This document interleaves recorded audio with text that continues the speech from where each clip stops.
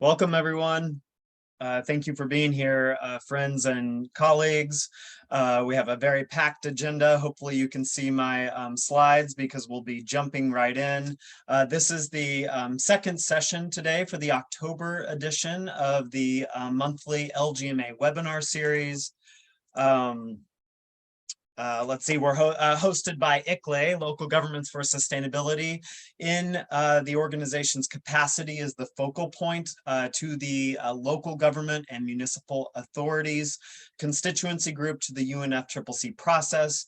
My name is Cale Roberts. I'm a senior program officer here at ICLE in the US office based in New York, not too far up the road from United Nations headquarters. I'm very happy to help bring the voice of the LGMA to that space fairly regularly.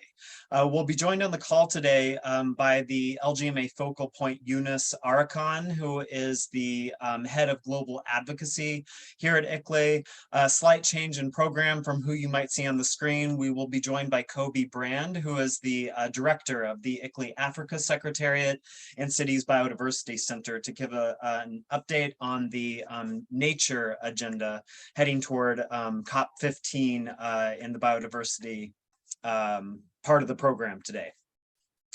So we'll spend the bulk of our hour here. It'll be a 1-hour session, and we'll spend most time on COP27.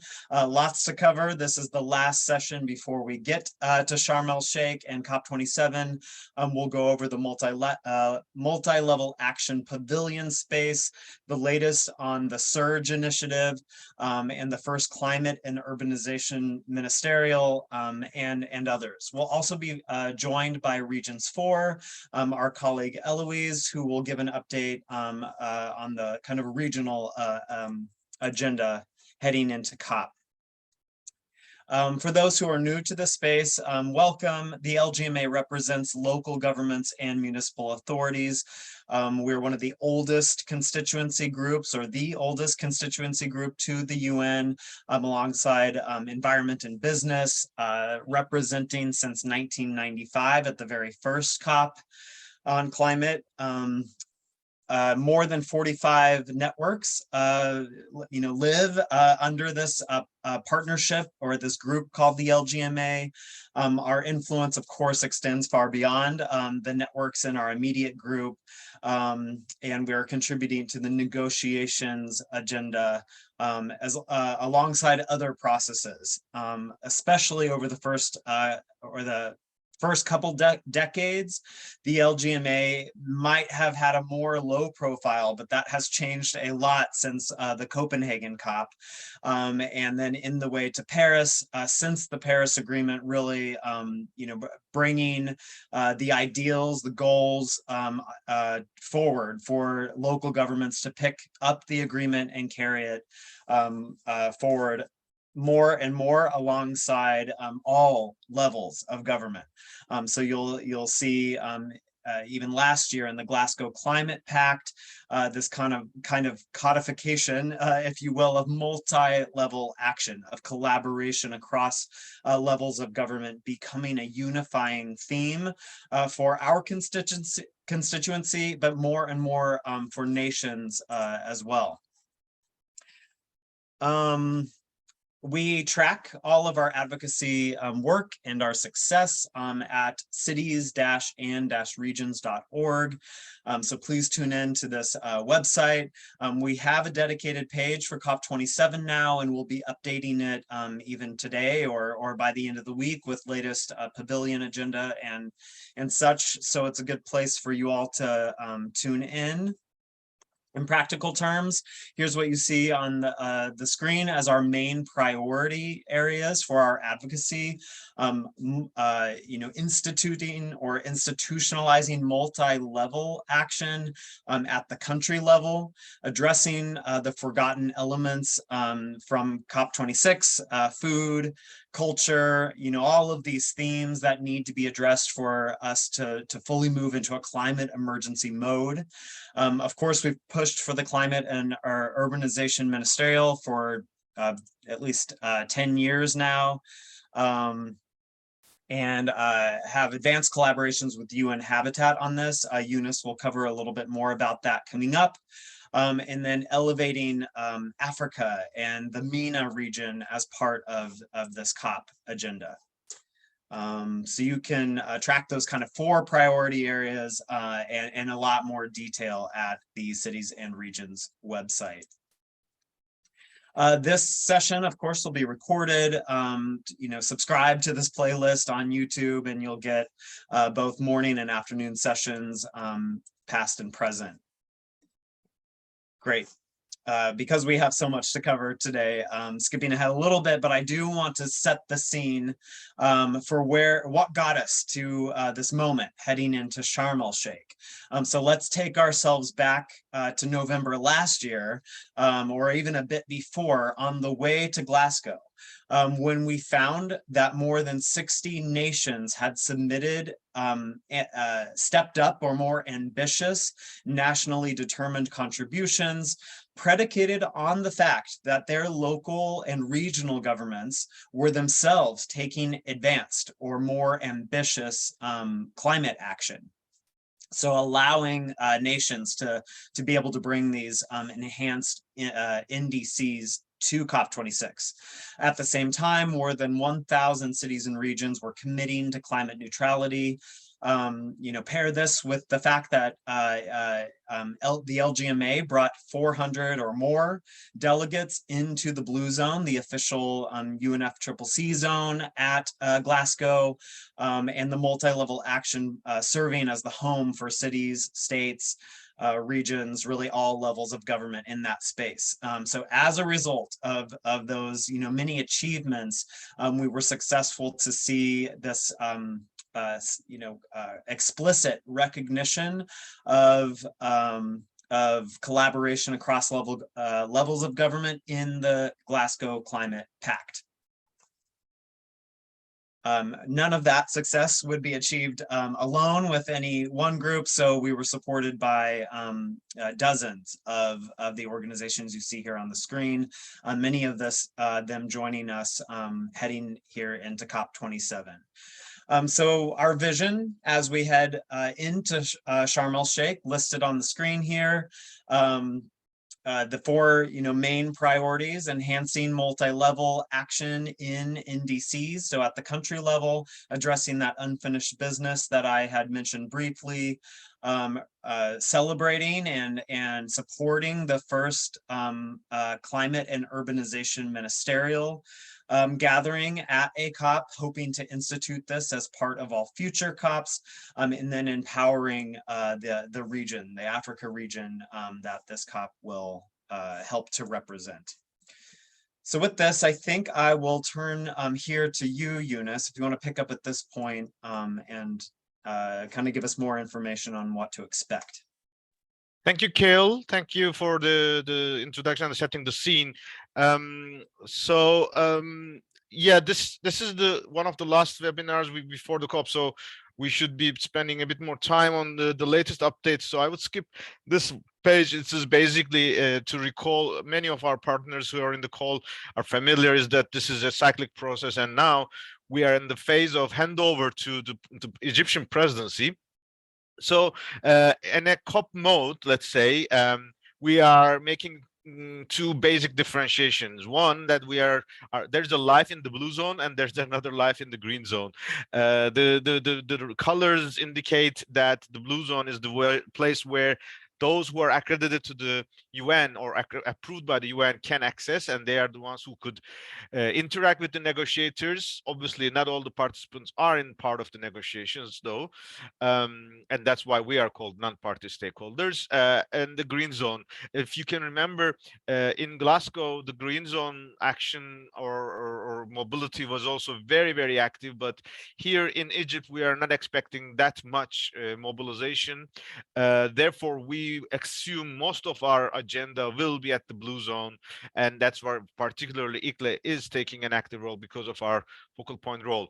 Maybe we go to the next slide to clarify a bit more in details about what do we mean. I know this is a bit tiny, but let's remember, first of all, that there are agendas for daily, especially for the action agendas, thematic days. This year, presidency has also developed additional agenda items, and they have also developed a huge program. Therefore, we have to follow this logic, but we also would not like to only limit ourselves with the topics that there has been defined by the champions or the presidency. So that is the reason why we are trying to convene our pavilion, so that we can also add our voices freely in the space where we are comfortable. Of course, when you attend any UN meetings, you are bounded with certain restrictions, but when you are in your own pavilion, there are things that are much more favorable in terms of our flexibilities. So when we say the agenda in the blue zone, let's remember, we are talking about negotiations. This is our mandate that we should always stick to. In that sense, what we will expect over these 2 weeks is that there will be the official opening, and on Sunday we will deliver our interventions. Probably there will be one joint intervention. On Monday and Tuesday, the negotiations will start, especially with the global stock take, which we'll discuss a bit more in the details, but there will be so many contact groups taking place as well. On Saturday, the first week, the subsidiary body, which is the technical body who is negotiating the nitty-gritty details of many of the topics, will conclude, and there we will also have the opportunity to intervene.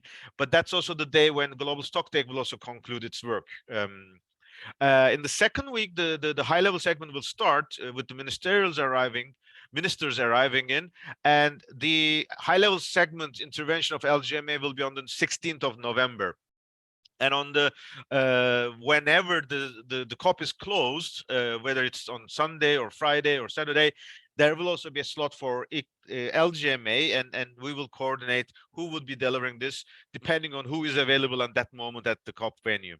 At the UNFCCC process, we still have an important climate action agenda run by the champions and Marrakesh Partnership. This has been relatively an established practice now. Over the past years, this community has advanced a lot.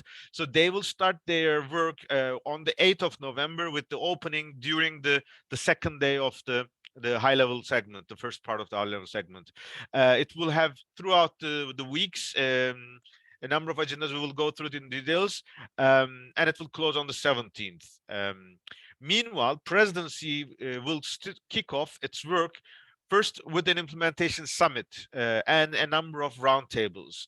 Let's remember, in the UN jargon, when you call an event as a summit, it means participants are heads of state or heads of governments, like presidents, prime ministers, and others. Obviously, we are not directly participating in this kind of sessions, on the condition that there may be invitations from the presidency, and this could be on a case by case manner. The important point is that the UNFCCC side events on this first 3 days are not scheduled. This means the venue will be relatively empty, or let's say less hectic. The agendas will primarily be around the Leaders Summit, and we yesterday were even informed that even the pavilions, which are allowed to have events, will be obliged or will be stick to the condition that only those heads of state who are attending an event could be hosted at the pavilions on the first day of the summit. So these are unique conditions that may change every year, or depending on the conditions. So we should just have to be flexible. In terms of our UNFCCC agenda, once again, in addition to following the negotiations, we also have our own events, which is mainly most of the time side events. This is the side events slots reserved by the UNFCCC Secretariat. As of today, I think we have pretty around 10 of LGMA partners, but the ones that I'm aware are the ones that I listed here. And I will go through our tracking sheet so that you can also populate your information later on. But as in our own event, we also would like to convene our press conference on the first day, on Sunday. This gives us the opportunity to set the scene before heads of states come. Last year, we have enjoyed its benefits, so we would like to continue this practice. And this would be the moment where we'd like to collectively present our documentation, the agenda of our pavilion, what key inputs we are putting to the table, or what are our expectations. And we have a number of those in this year as usual. And this time, I think it's even more diverse and stronger. So that's a good signal as well. As I said, we are not touching the green zone in this discussions here. It's a separate process that will be run by the presidency. There should be a registration page. So those who are interested in the green zone, don't forget to register yourself. Let's go to the next slide, Kale. So as of today, we have now created our LGMA COP27 tracker file. This was also available last year. We will share the link directly in the LGMA mailing list so that you can easily reach out to this after this presentation. What you will find in this document is that there will be 5 sheets. One is the delegation. And as of today, according to the information that reached to us from various sources, we are expecting, as of today, more than 80 mayors or other local and subnational leaders. And I expect by the time we have more information from all partners, this list may go up to 100 and even 120. Obviously, there may be some cancellations. That's always possible. Sometimes visa or sometimes political agenda. There are cases that some of our leaders, of course, can have a differentiation in their mandates. We just yesterday heard one of our leaders had to be just stepping down from office post. So obviously he cannot come or speak in this event in this capacity. So we are flexible on that, but it will be good to have an overall view, and I think this number, not only the number, but the diversity, the portfolio profile of cities and regions represented, I think very strong. And this shows once again that we will be a strong group there. We will go through the pavilion agenda. We will also go through those agendas that we have listed, that those in the blue zone, there are other sessions. And we would also like to capture each partner of the LGMA, whether they're presenting any document, any new report, or any call for action, or any declaration. That should also be compiled, and that should be shared both during COP, but also before, where we will also use our website as well. And finally, the official UNFCCC sessions, the presidency, and the champions events, each of them have a different track, and we are aware of it, but we would do our best that we can track this. And we also would like to encourage everyone to be aware that a number of cities or regions leaders, they may receive more than one invitation. We sincerely recommend, considering that COPs are really very prestigious moments, it would be realistically and as a gesture to all our brothers and sisters that we would be doing our best that one leader does not take more than one slot in a UN session. That should be our, I think, a recommendation across our community. So let's go through it. Let me give you one example about our leaders. Here you could see, obviously you cannot read, but you can see it's an Excel file. Actually, it's not another big let's say complex file, but it's basically tracking according to our gender, according to our national and city name. This is important because also in terms of which weeks are they availability. Those who are in the COP atmosphere, they're aware that especially in the next couple of weeks, when all the events are calendar-wise confirmed, everyone is looking for speakers from local and regional governments, especially the UN agenda this year is particularly heavy. So we would do our best that we could at least consult with this list collectively and channel each of our leader in the right place. And once again, here in this list, we would like to follow mainly political leaders, those who have a political mandate. We also know all the LGMA partners have a lot of technical experts from the cities, from their staff. We do not necessarily want to track all of them in this list, but particularly political leaders, because this is in most cases at a COP atmosphere what is expected, that they interact at the political level. However, even at a COP atmosphere, there are a lot of sessions which are at the working group level or consultation phases. There you could you also let's say expect different levels of representatives to be on the line as well. Claudio, we will share the link after the session is over so that you can all follow it, because there are some information that will be really helpful if we stay tuned for this discussion at this stage. As I said, we are expecting the finalists to be around more than 100. Let's proceed, Kel, if possible. As I said, this is the Marrakesh Partnership Channel. The important is that this has been a result of months of work, and so many partners have been working on that. And this, in fact, is there's a demonstration of the really year-round engagement. There may be some last-minute changes in terms of the panelists or speakers, but most of these agendas are relatively confirmed. But it will still be good to track how our constituency is engaged. From one point, we know we are particularly active in the human settlements. We are a co-lead of this human settlement group, which will be on the 17th of November. There will be a number of breakthrough labs like subnational finance in the 9th of November, or built environment. And even at the ICLEI run LGMA pavilion, we will host one of the sessions of the MPGCA breakthrough labs. So next, let's consider the agenda. As you see, here is the way the presidency agenda is displayed. The themes are more or less the same, but when you click on each of the boxes or when you download the whole agenda, you would see that there's a significant difference in the way these processes are developed, each of those themes. Of course, each presidency have the right to lead in the way they wish to lead. So far, we have seen a very inclusive process from the Egyptian government. They have been really trying to bring all the voices on the table. And obviously, the initiatives that we are very excited, Surge and the ministerial, is one of those results. And we also know that there will be so many initiatives being announced, but there will be very few ministerial level discussions. So which is one of our strength of our constituency, because the outcome of a ministerial will also have, of course, a different weight in terms of the influence of the overall COP decisions. So when you click on all these, you also go through it. There is not too much information of the content. Probably this will come later on.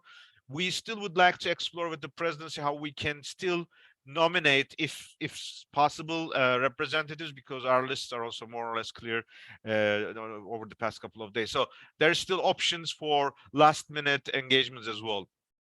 Let's go to the next one. Over the past couple of weeks, and those who have attended our previous webinars, you have heard how we have advanced the Surge initiative as one of the initiatives of COP27 presidency. Let's be proudly accepting that although this was one of the last ones to start with, this has advanced significantly. We were very happy that Ambassador Ayman from COP27 presidency joined us at the Daring Cities closing event on the 7th of October, where he highlighted how this multi-level and holistic approach is important. As of today, both the concept note, the revised version, is publicly available, and interested parties, interested governments, interested local governments can express their interest by registering themselves at the at the form. We, as the part of the secretariat, together with UNHCR, are now conducting an assessment so that we can rapidly roll out a spatial surge web page in the landing zone for COP27 at the LGMA website. We will expect this to be open next week.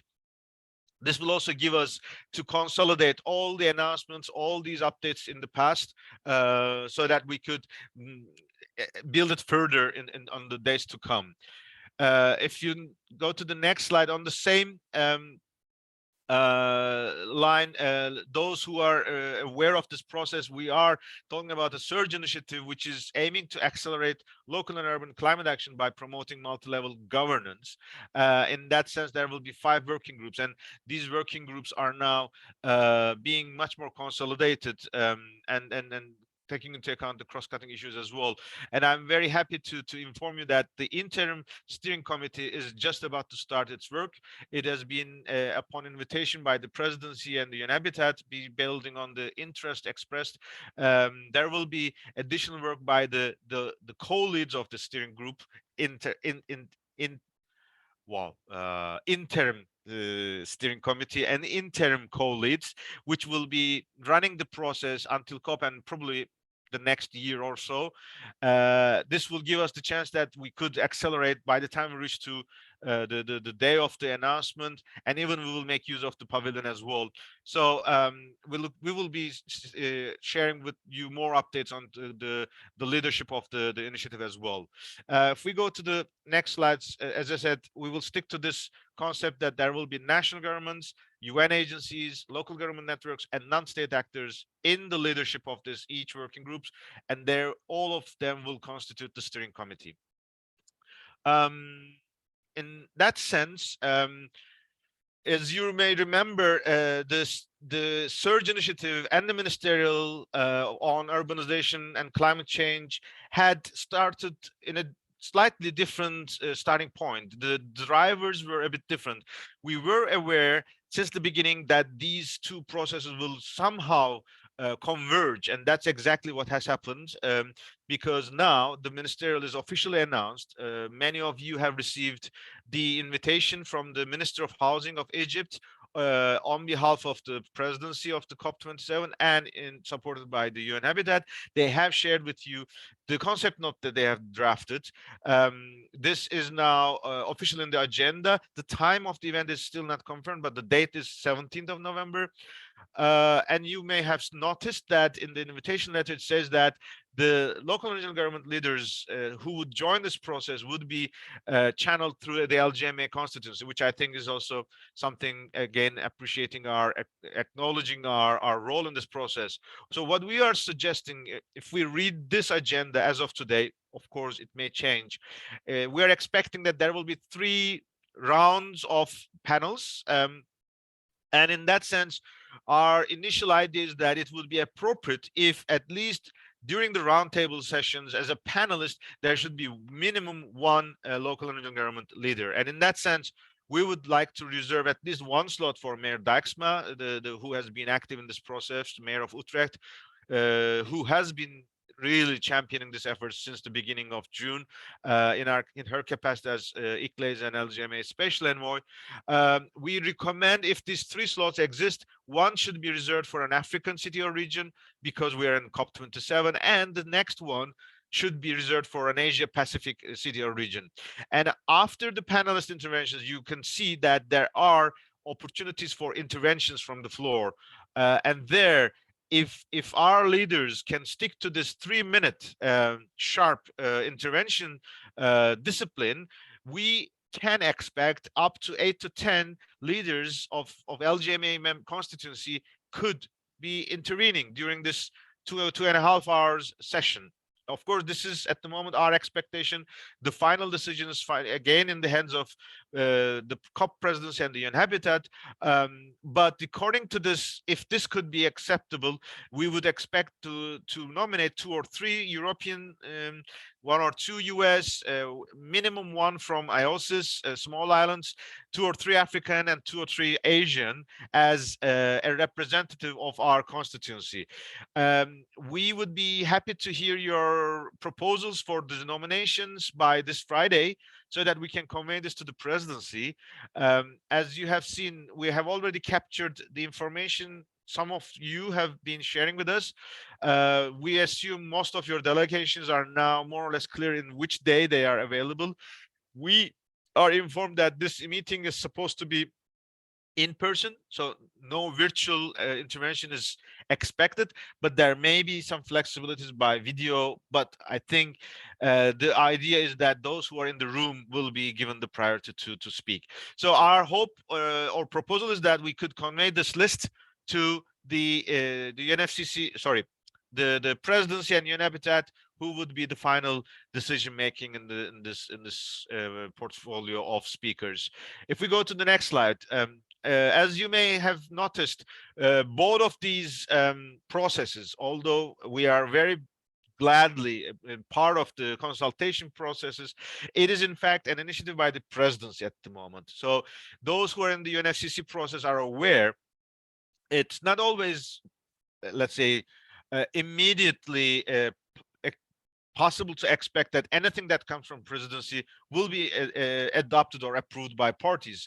It needs really a rallying behind it, that there should be a certain indicative endorsement, diversity of stakeholders, both national and non-party stakeholders. Such initiatives are welcomed by the climate community or UNFCCC audience. In that sense, since Mayor Dijksma was appointed as our special envoy for ministerials, she has been involved in these discussions, and she is encouraging us to express our constituency position that we encourage both the local governments and the UN agencies, and especially the national governments, to take ownership of this initiative, that the nations express their engagement in this process, and that such an initiative could be ensuring continuity in the upcoming COPs, and that there is a permanent agenda and on urbanization and multi-level action as a response, as a result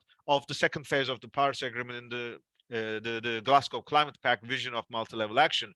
So in that sense, there's still a room for LGMA advocacy. In that regard, Mayor Dijksma has issued a call to action in the session of the Daring Cities closing session. This session was also joined by the UN Habitat Global Initiatives Division head, Raf Toots, as well. He also shared the vision of UN Habitat, how to approach to these initiatives and ministerials. So we believe there's a big value if we can demonstrate a representative reflection that these initiatives are strongly endorsed by our constituency, and we ask our national governments to indicate their interest.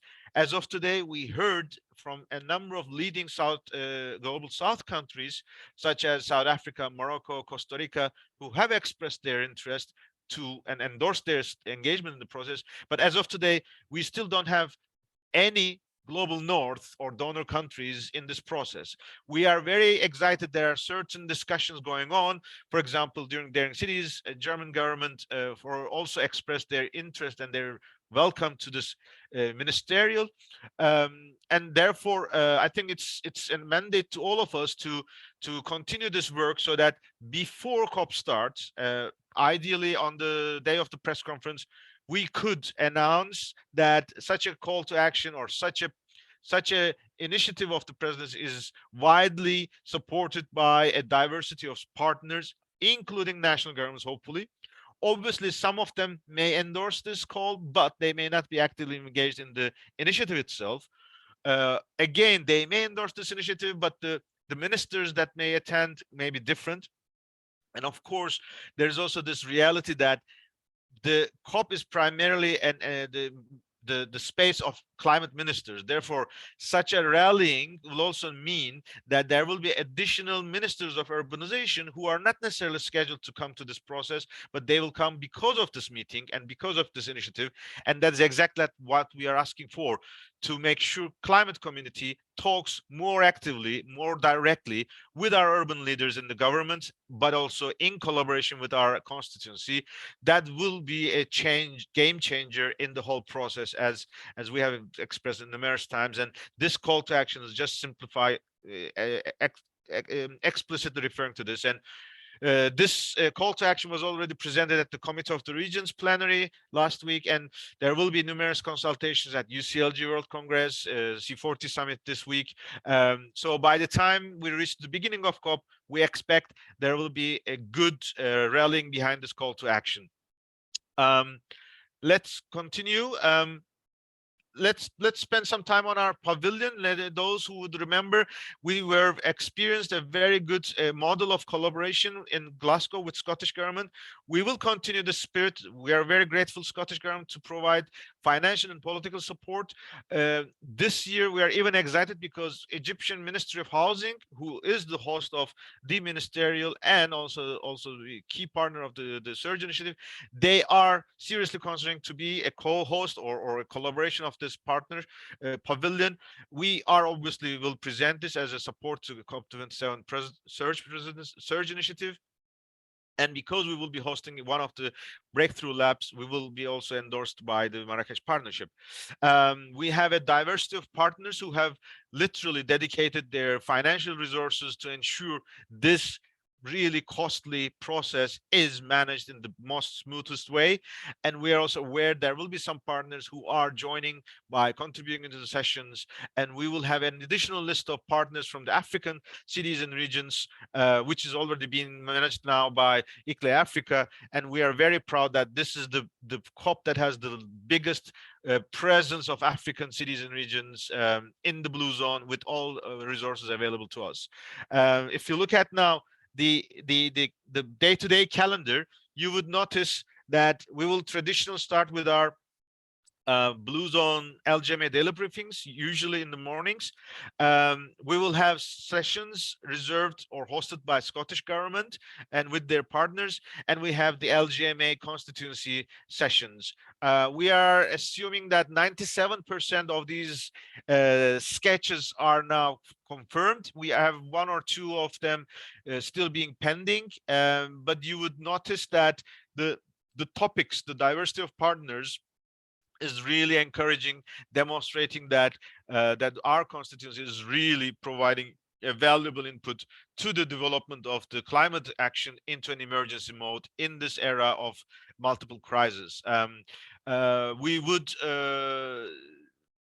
look forward to continuing to advance on the Surge initiative, so that every week, on the first week and second week, we'd like to have special briefings on the Surge. We would like to have a special session on IPCC, summary for urban policymakers, which will be officially announced in the first week, but we also would like to have a discussion at our pavilion, the home of cities and subnationals, at the COP27 as well. And on the last day, when we conclude with the whole ministerial and other events, maybe it could be good for us to get together and discuss our roadmap, because we will continue this work. COP27 is never the end, especially this year will also be combined with the stocktake process, which we'll touch very shortly. One thing I would like to mention, the 7th of November and 8th of November is a very sensitive period because of the Heads of State Summit. As we have mentioned at the beginning, there is a possibility that only those events who are hosting a heads of state could be allowed to make events hosted in the pavilions. We are looking forward to Scottish government. Scottish First Minister Nicola Sturgeon has already made a similar experience in Glasgow. She has convened with a female leaders summit with 4 to 5 prime ministers. We are also working with the Egyptian Minister of Housing, whether we could explore the availability of Egyptian Prime Minister, who was the former Minister of Housing and as well as an urban planner by profession, so that he could also, under his guidance or authority or under auspices, we could have an opportunity to discuss multi-level action. When we have this discussion, it could even give us a huge valuable boost throughout the 2 weeks, because we know a discussion on the last day is never enough, especially the draft texts are all coming up before the first days. Therefore, kicking off at the heads of state level, just like we have seen in G7, just like we have seen in Commonwealth this year, it will be valuable to convene this kind of a dialogue, to continue this dialogue at the COP venue as well. Next, this is a logistical display. Those who are in the COPs, once you enter to the blue zone, it's all the same COP. It doesn't matter which country it's going on. Once you're inside, it's the same. So it will be in the very close proximity to the action agenda. It will be around the delegations pavilion area. Next, you could see that this year we have asked for an even bigger space, 125 meters square space, and we are hoping that this will enable us to have a bigger interaction at the pavilion as well. And we have the full technical system that it is a fully hybrid event. There will be both speakers and audience can intervene through the Zoom, but also broadcasted in the WOWA platform, and even the translation services will be available virtually, both for those in the audience in the room, but also for the virtual attendees as well. Next, yes, while we're talking about the ministerial and initiatives, let's be aware this overlaps at the time when the UN is expected to review the NDCs as a regular part of the Paris Agreement. The sequence is that the global stocktake, which will conclude next year in Dubai, will be an opportunity to raise the ambition of the NDCs, and particularly to drive it to the emergency mode. And if you go to the next slide, we should be particularly proud because at the beginning of this process, this was only supposed to be hosted at a COP event, either in Sharm el-Sheikh or in Dubai. Based on the LGMA intensive lobbying and advocacy, we managed to convince the UNFCCC negotiators that stock takes at the local level will also be considered as input to the global process. In that regard, we have kicked off our first exercise on stock take, which we brand as stock take for climate emergency. At the Climate Week New York City with ICLE US, and we would now announce a further vision of this model, which means that we would like to convene a stock take that will not be a backward looking, but rather forward looking, so that those who are engaged in this process will be using this as a political momentum to bring and accelerate action. If you go to the next slide, Kale, we would like to follow the maybe the next slide, sorry, we'll come back to that again. So in a local stock take, we recommend we follow the Talanoa model, where we are, where do we want to go, and how do we get there. And we want them to focus on three main aspects: national, what is your national commitment and how it is downscaled to the local level? What is your own commitments towards 2030 and 2050? And how do you address climate justice, especially at home and in your jurisdictions and globally? These three elements are the ones that are new, that was not the topic in the Talanoa dialogue process. Therefore, this is a new opportunity, and we believe this way of engagement, building on our existing commitments, will give us the power that we can even accelerate, which is really essentially nowadays when there are huge withdrawals from the ambition in many countries of the world. So that stocktake at especially local and regional level could help us to go forward on that. In that regard, if you go to the next slide, Kale, our vision is that the last technical dialogue will be in June in Bonn. And before this meeting, we would like to convene as much as possible stock takes for climate emergency. Around Earth Day could be a momentum for us. We would like to use this opportunity to bridge our efforts to the other stakeholders, like science, especially the findings, the outcome of the IPCC Summary for Urban Policymakers, or combination with Jungo constituency or with parliamentarians. We could expand this engagement to a diversity of local stakeholders so that the contribution is richer and the outcome are much more robust and much more embraced by a bigger society, part of the society. During the COP in Sharm el-Sheikh, if you go back to the two slides, I think I was wrong in the order. Yes, this one. the first week of the COP is where the stock take will take place. LGMA was reserved, like other constituencies, 3 seats. We have originally proposed ICLE US, Committee of the Regions, and FMDV to continue the engagement last year, so in June. However, we know at the moment Committee of the Regions is not available on that week, so we are looking for especially female and Global South representatives on adaptation so that they can join these discussions. We're also aware beyond the LGMA constituency, there are individual applications, and some of them have been accepted from the members of LGMA, such as Regions 4, such as UITP. They are all engaged in this process, which is of course increasing the voice of our LGMA constituency in this process, although they are not speaking on behalf of the LGMA necessarily. Maybe final point is, Kale, the last point I want to touch and then finish this. Over the next past couple of weeks and months, the UNFCCC has conducted an important consultation on to strengthen observer engagement. Unfortunately, this came exactly the same moment where we were focused heavily in the development of Surge Initiative and this urbanization and climate ministerial.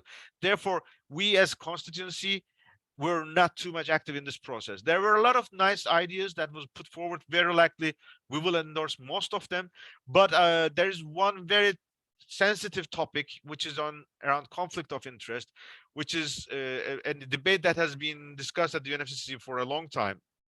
Unfortunately, yesterday it became clear that the views between several constituencies like Can, Tungo, or Yungo are conflicting with those expressed by the Bingo constituency, and Ringo constituency is also questioning the legitimization of this consultations process, because there is a push from some of those constituencies that an outcome should be achieved that would be applied even at this COP, with a view to ensure transparency and even limitation of those who have interest in the fossil fuel industry. We still don't have an LGMA wide view on that, therefore we are relatively still silent, but there will be discussions in the next couple of days which will take this forward. From our point of view, it's of course valuable, but let's be aware, this discussion does not have any authority on the limitation of those who are involved in the fossil fuel industry at the party level. And personally speaking, not on behalf of ICLE, but as a person, if you cannot avoid parties who are connected to fossil fuel industry, who are the ones that are the decision makers, it makes no sense to block the observers, because you all are aware, be it a business, be it a youth, be it an LGMA observer, our influence of the negotiations are limited. With or without our presence, are not too much interfering with the final result. Of course, we are interacting, but this does not probably would be resulting in the expectations that they are wishing for. That's again a personal view from my side. But as I said, we did not have time for consultations. Therefore, it's a bit tricky, but we will share with you the updates on how these negotiations are going forward.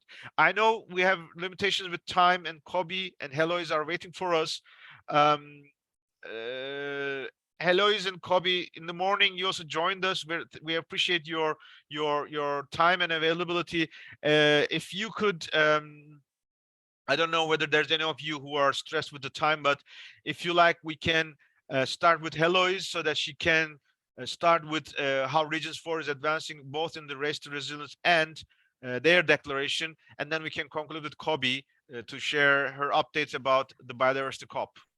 Does this make sense? Because in the morning we just follow the opposite order. So let's respect to each other.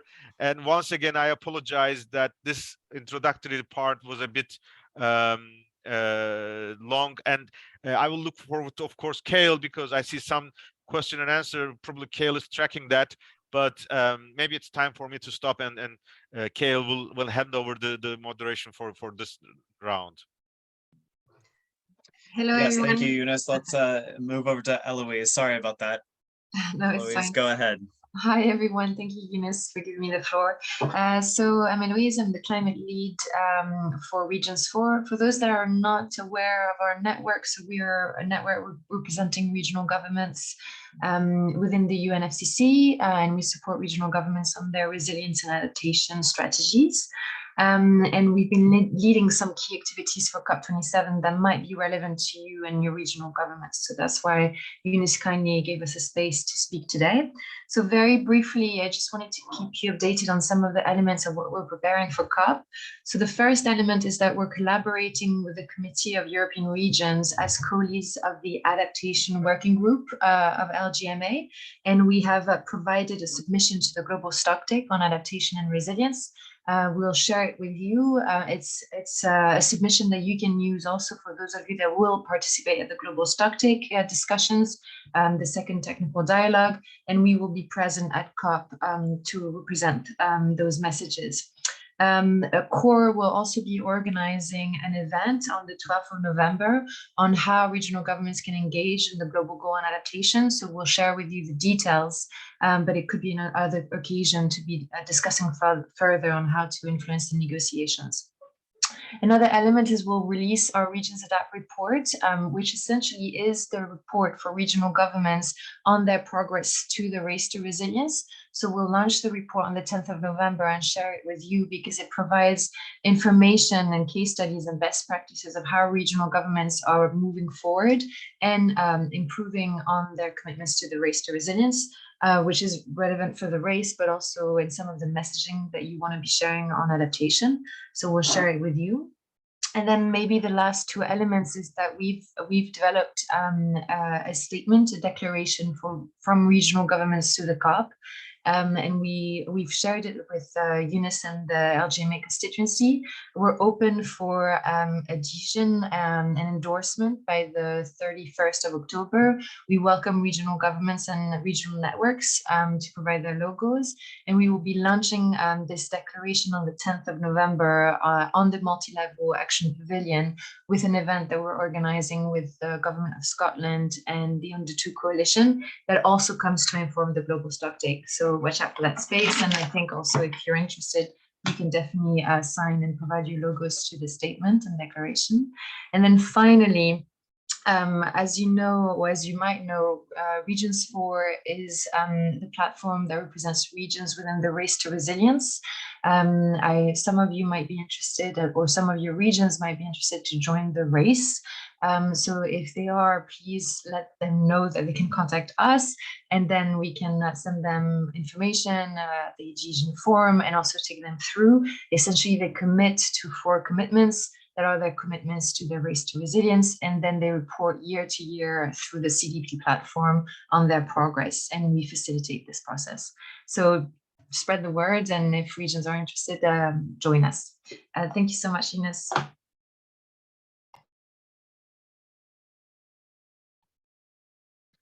Thank you, Eloise. Great update. I think we'll move right ahead into Kobe's presentation, and then we'll pick up some questions afterward as we have time.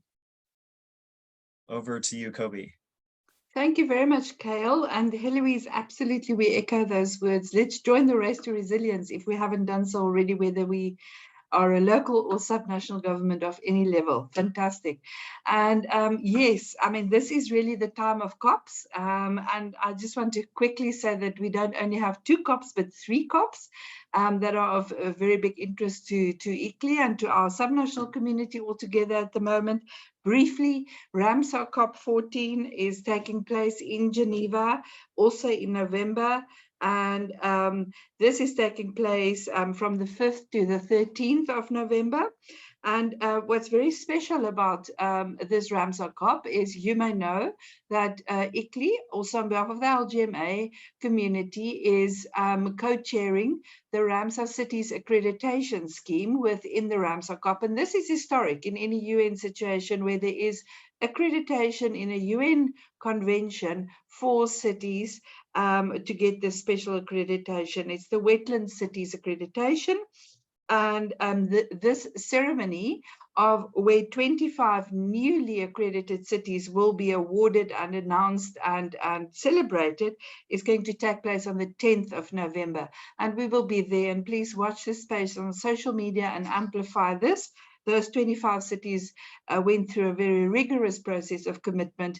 And of course, looking after their wetlands is also preparing for resilient action towards climate change as much as it is towards protection of biodiversity and migratory species, etc.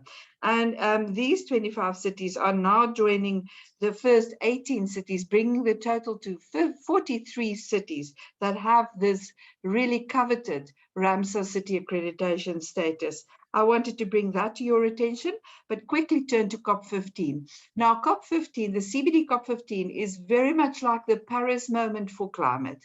This is where a new global biodiversity framework is going to be adopted by the parties. It's the same parties that's going to be in Egypt, very much the same parties, and they're going to focus here on nature and biodiversity, very important also for the climate community. And we encourage everybody here to please realize the momentum within your networks to come in big numbers to this very important COP, because it's very special for our community. For the first time ever, and thanks to our sponsors, Quebec and Montreal, who are also our co-hosts of this event, Regions 4 and ICLEI together with the SCBD are coordinating a very high-level summit in the middle weekend, the 11th and the 12th of December in Montreal. That's the middle weekend of the COP, and it's going to be extremely high level. We can expect really, really big name governors and mayors there, but also heads of international banks, UN agencies, heads of delegations at presidential level, etc., higher level than ever before at any previous biodiversity COP, because I think the world is now waking up to the fact that we have to address both emergencies together. So the momentum from Egypt is going to carry through. And I'm very happy to announce that in addition to ICLEI regions for Quebec and Montreal, and of course the SCBD, this official parallel event, the summit, is recognized as an official parallel event to the COP, but it's also we have additional partners, and I'm very happy to announce here that the additional partners are Kunming City from China, and which was going to be the original place and a location for the COP15. And in fact, COP15 Part 8 took place in China, in Kunming. And the other host for the first time or additional partner is UNEP. And UNEP is really driving the finance agenda already at the climate COP and going to continue doing that in the biodiversity COP. And we welcome them on board with open arms. And we welcome many of your networks on board that have not really yet been at the biodiversity COPs. It's an important platform for us, just like the climate COP. And please mobilize your mayors, governors. There's still time to register. I think my colleague Stefania Romano is putting in the chat box. She's putting the necessary links of where you can find more about the 7th Summit for Subnational Governments and Cities. And I want to say also, we are so proud that for the first time ever, we will have a formal pavilion that runs like this pavilion in Sharm el-Sheikh. It's going to run over the course of 2 weeks. And this pavilion is going to allow for many, many sessions. Already it's filling up very fast. We are 1 month lagging behind the arrangements of the climate COP, but it's also filling up very, very fast. So if you are interested to come and launch something to showcase what your cities or regions or partners are doing around climate and biodiversity, or your biodiversity and nature work connected to health, connected to so many other aspects, please reach to us very urgently so that we can get you accredited and we can get you into the pavilion. The pavilion has got a prime location. It doesn't have a blue zone and a green zone like the climate COPs, but it is right in front of the negotiation halls where the parties will meet. So there'll be lots of engagement with the parties, and it's a very, very big and prominent space. also graciously funded by the Quebec government. So we are very, very happy to bring this news to you. But I want to say there's also huge mobilization for cities with nature and regions with nature. And you can find the links also in the chat box as the official platforms recognized by the CBD as official platforms for making commitments and tracking action and reporting on action in the action platforms of cities with nature and regions with nature. And Regions 4 is, of course, partnering with ICLEI and many other partners in regions with nature. And thank you, Regions 4, for your support on that. And everybody here in our community is welcome to come on board those two platforms and initiatives. We thank you very much for that support.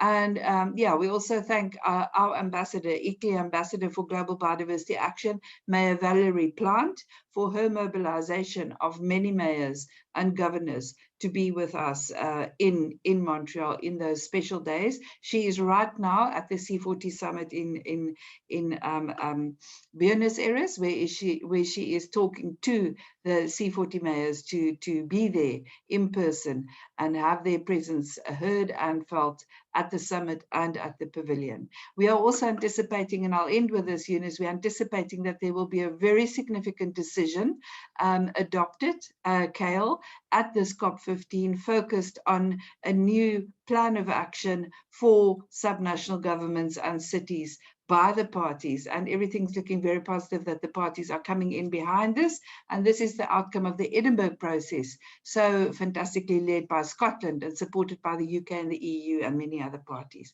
I'll stop here. Thank you very much. Kobe, thank you so much. So good to see you, and congratulations on many of your advocacy successes so far and those to come.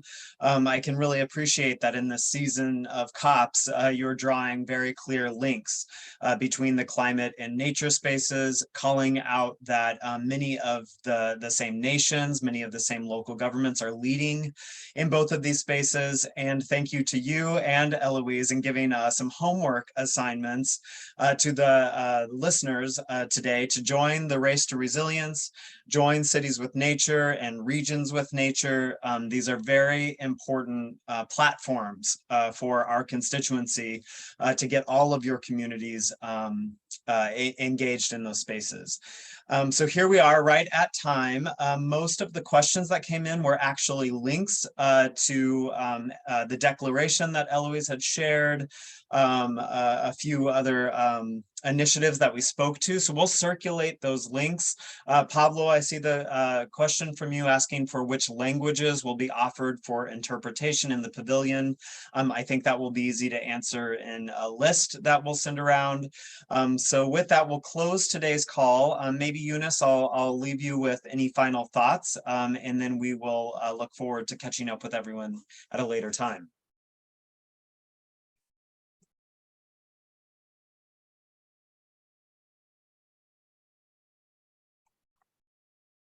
I was trying to unmute myself. Sorry. Thanks, Eloise and Kobe, of course. Yes, it is true. Now the space is very convenient for multi-level action at all levels and at all spaces, and I think that's why we're asking the world to embrace urbanization, multi-level action as the beacon of hope to address global challenges. And there has been no better moment for doing this kind of advocacy, because we are aware the global geopolitics is getting worse and worse, so that it is again those connectivity among cities across the world who could give motivation. And I think we could also give this power to the nations, that they should be much more cooperative and help us to face these challenges. And that's also the other point. The scale of the challenges are so huge that this is beyond any municipal budget or any municipal authority. That's why multi-level action is time, and now it's time to deliver this. So one final point, maybe you have listened at the beginning, we may call for another extraordinary webinar on the 3rd of November, just before the COP starts, because there are some things moving forward, but we can decide on it later on. But we will already share with you today the LGMA COP27 tracker sheet, and follow up with other points of action. Thank you. Wonderful. Thank you, everyone. We will close for now and see you all again soon. Have a good rest of your day or evening. Bye.